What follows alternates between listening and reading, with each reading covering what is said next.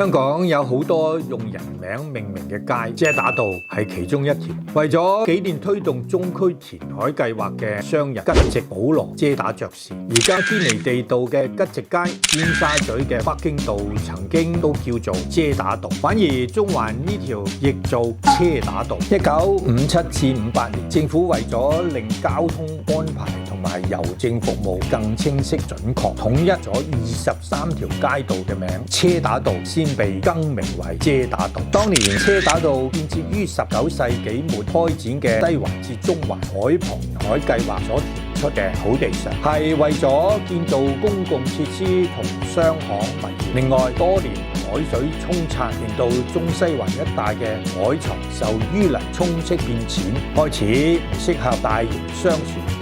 填海可以重新規劃土地，令使用效益最大化。遮打道嘅建築見證香港嘅改變同進步。遮打花園前身係香港木球會，亦係英國以外嘅首個木球會。最初只准外國人入會，後來先開放俾上流社會華人。1972年嗰陣時起地鐵啦，呢度有地鐵出口，因為地鐵咧就收翻呢個木球會。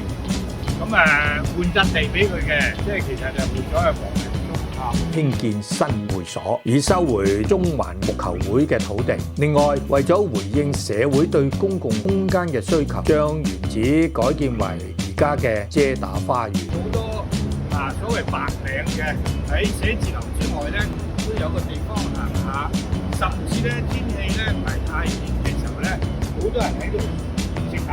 下集繼續帶大家睇下遮打道周邊嘅其他地標。